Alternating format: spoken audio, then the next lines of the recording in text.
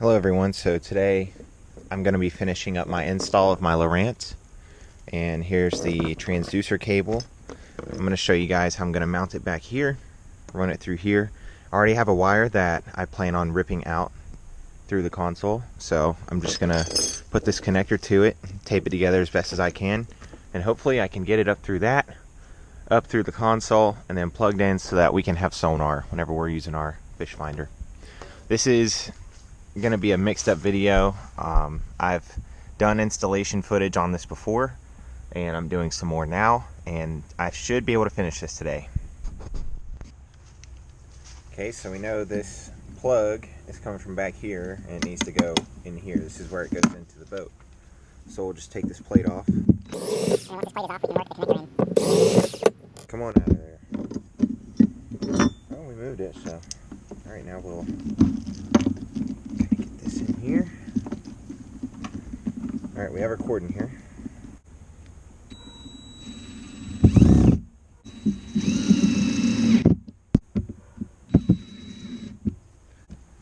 Now that we have our plug, what we can do now is tape the end of this plug to the cord that we're going to be pulling out.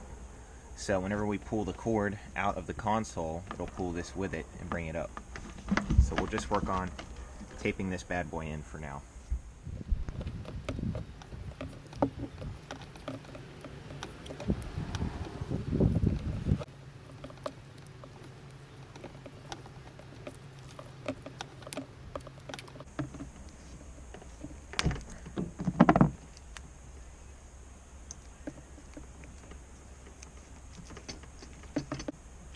So now when I pull this cord out, it'll pull this new cord in. So now we go up here, pull the old cord through. You just keep pulling and pulling until that cord goes in, which it just did. And if it ever gets caught, you just pull back and then pull through again, and then it'll eventually unsnag. Looks like it worked. It got caught up, so I just did a little bit of that, and then it eventually came through. So now I can keep pulling all the way up.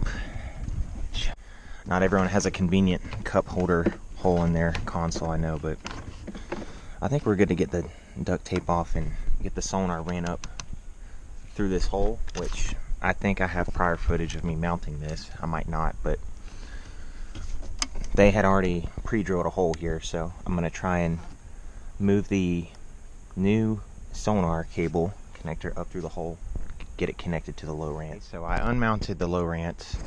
I have our sonar hook up through the hole, and I have my power cable just ready to go back in.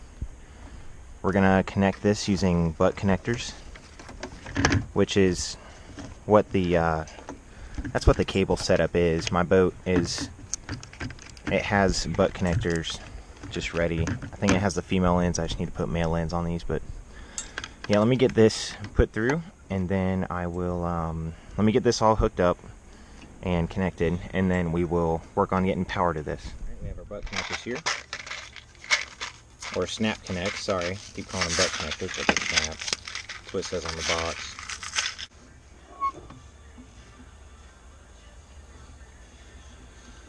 My papa told me that he doesn't know what the yellow wire goes to. He just knows that red goes for red and black goes for black.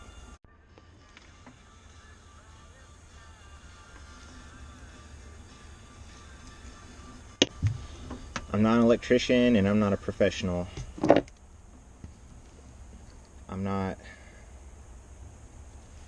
the best at doing this stuff, but I mean, I know how to get power to it, I guess, but yeah, that's all that counts, I suppose. So we have the old butt connectors to remind us where the power's going. Pull those out, put the new ones in. We have our two powers here. We'll put our red in this one. Okay, and then we have our black. I'll put it in this one. Okay, so I ended up taking the duct tape off, or not duct tape, but electrical tape off of the connectors. It wasn't getting a good enough power source. So I just did the wire to the connectors, pinched them, put them in. We have power to our Lowrance now. And then what I did to keep a lot of the, try and help fight the corrosion, I guess, as best as I can, is wrap up the final product and then just put it under there. But now we have, it's not mounted yet, but we have power to it, which is important. So now that we have power to this, we're going to go back here and pick up all the excess cable, zip tie it together. I think we're going to mount the transducer first, and then we're going to pull the excess tight so it's not just wobbling around in there, and then we'll zip tie that, and then I think we should be good to go.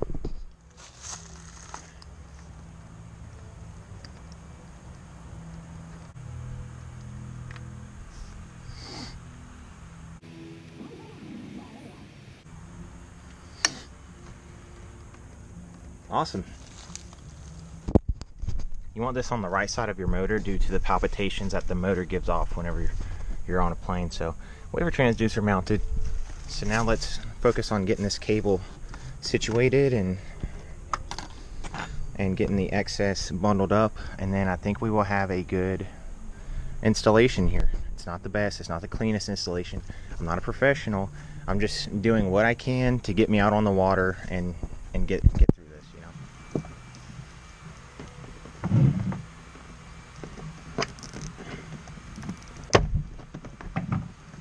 Nice and tight.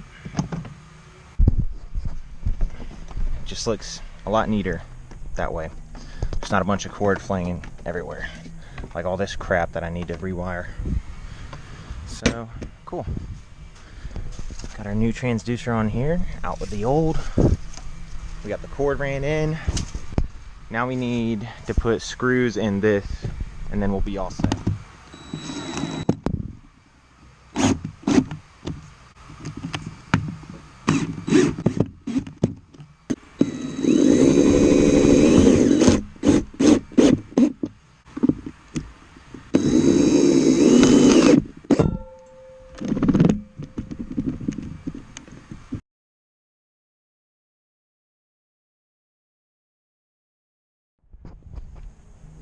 Alright everyone, we got this thing mounted, ready to go. We have it bolted down, we have power to it. It's not to the ignition, so you have to hit the power button every time. I'm not that skilled and versed at doing this, but this is by no means a professional install. This is just, let's say, my opinion of things on how I did this, and I did the best I could to, with what I got and the knowledge I have to get me on the water. If your depth says 9 feet, I read up that your boat needs to be floating in order for it to read accurately, or at least read accurately as far as you know. If you know it's deeper, then something's wrong. But yeah, this is my new fish finder, and I think it's going to help me with a lot of different spots that I'm going to be trying and a lot of structure that I'm going to be fishing. So I'm super excited to be mapping out holes and spots.